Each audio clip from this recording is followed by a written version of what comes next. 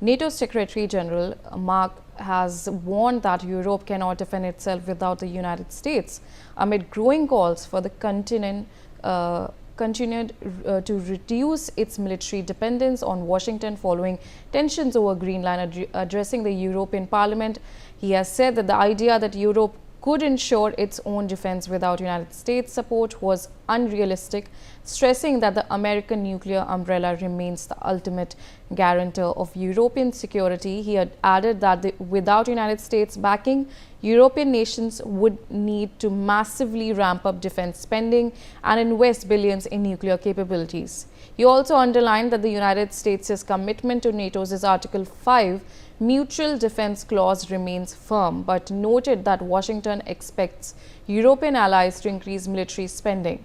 He praised United States President Donald Trump for pressuring NATO members to meet defense targets. However, his remark drew a sharp response from France, with Foreign Minister Jean-Noel asserting that Europeans can and must take responsibility for their own security. He also rejected proposals for a standalone European defense force, warning it would weaken NATO and benefit Russia, and reiterated the significant sacrifices made by NATO allies alongside US forces in Afghanistan. Now joining me on the telecast is Manan Dwivedi, international affairs expert.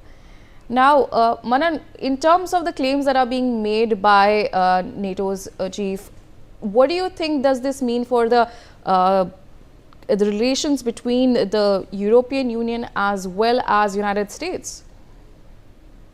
I would opine here that we need to look into the notion of the transatlantic divide. When we talk about the transatlantic divide, it seems to have not thought, but it has become more severe. I think there always will and there has remained a kind of civilizational connect between the European continent and United States of America. And when that kind of a thing happens, then allyhood, friendship, camaraderie, and security and defense cooperation have always been a the order of the day as far as US and Europe is concerned. And I personally feel I would like to quote a piece of number here that actually the Mark Rutte, who is the NATO chief, has gone on to contend that 3.5% of the GDP of these European countries should be given for defense and security purposes. And in fact, he has gone on to say that this figure needs to be doubled up so that, the strength and the potent, the kill potential of the European countries vis-a-vis the new Cold War threats as represented by Russia and other non-state actors, if it has to be formed up. And, I would also like to say that the world used to be, the global polity used to be a Eurocentric world, where everything was all about Europe, colonialism, imperialism, that happened to be the order of the day, whatever that might mean for the current university debates. But still, if Europe and countries like Germany and UK and France, if they have to really once again get back to their old seat of power, if they have to get back to the pedestal, that they need to learn not to be very much reliant upon the nuclear umbrella or the security umbrella which is provided by the White House. Japan also has the same issue. If we can compare, Japan also complains that since the coming of President Donald Trump, the withdrawing nature of the American security and foreign policy has left the countries which have been harassed by China in South China Sea and that Asiatic maritime space in a difficulty. So, countries like Japan, the European Union, the NATO, if they want to go back to their Helicon days, that they need to really firm up their defense funding and the budget which they allocate to their armies and military, that needs to be increased I'm not contending that a complete militarism should become the order of the day, but you know, in the light of the threats of non-state actors, Islamic fundamentalism, terrorism, and other themes such as the Russians and Vladimir Putin trying to go back to the old Tsarist state concept, there needs to be a blowback phenomena. There has to be a kind of a pushback from the Europeans also. And this is something which President Donald Trump has been shouting hoarse since the last two years, both during his campaign trail and also since the last 1 year when he became the President of United States of America. And Mark Rutte has really gone on to voice the concern of Europe.